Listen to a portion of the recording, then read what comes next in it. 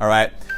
So, isn't mental health so different from physical health? This is something that I hear a lot. So I did my internship in a combination of family medicine and psychiatry. And I was just saying to you before the talk, I'm so glad I did that, because most psychiatrists, in my experience, talk about drugs, and that's pretty much it.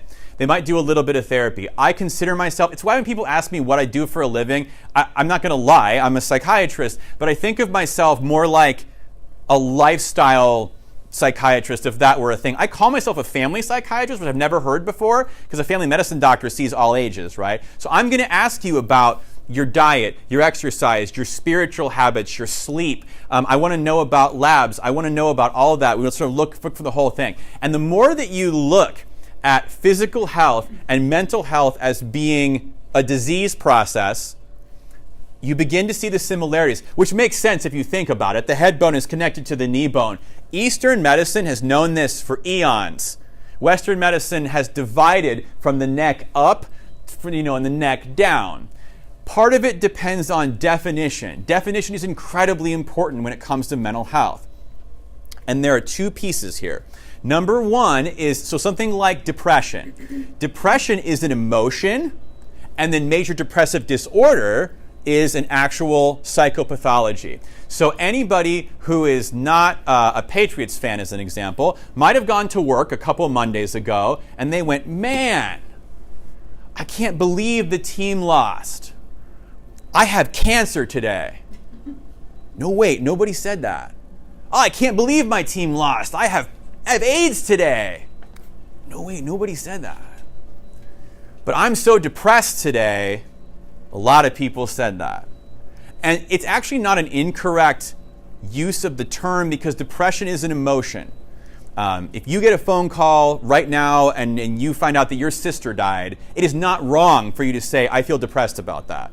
But it would be incorrect to say, I now have major depressive disorder because of that. All right, so depression, the emotion. We use psychiatric terms as in our vernacular in a way that drives me up the wall. Okay? So you'd never hear it with physical health. You never hear the examples that I said about the Patriots losing and so forth. Okay? But man, that woman at work, she's just up and down. She's got to be bipolar. All right? That person that cruised past me on the interstate, that person's a maniac. Thus and so and whatever. That person's kind of a psycho. What we're doing by doing that is it's called normalization. Okay? And we're taking actual medical terms and we're turning them into these things that make it sort of not all that real. Then if somebody's actually depressed, it's like, you're depressed. I was depressed last week when the basketball team lost. Like, suck it up, get over it, let's move on.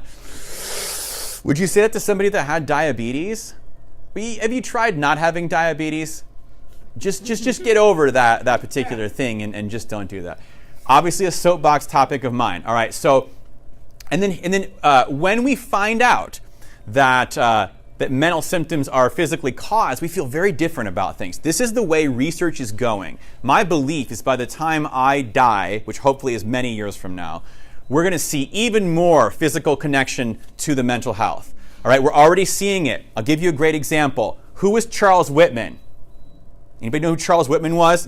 So who was Charles Whitman? He shot a lot of people in Texas from the top. Okay, so the guy that shot people. Now, that's horrible, right? This is a mass killing. Charles Whitman, great big brain tumor.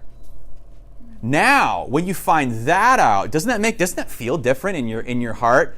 You're like, oh my God, that's so awful. How would he gun down he had a brain tumor? Well, it's still horrible, but he had a great big brain tumor. So imagine if we knew the neurologic pathway that, say, whether it's chemical imbalance or it's never going to be all one or the other, but the chemical imbalance plus the way the neurons translate with each other and probably things we don't even know about microscopically, plus environment, and now we've got a serial killer. We treat that and all of a sudden the serial killer is able to say, oh my God, did I really do that? It may never be that black and white, but they're not as far apart as everybody thinks.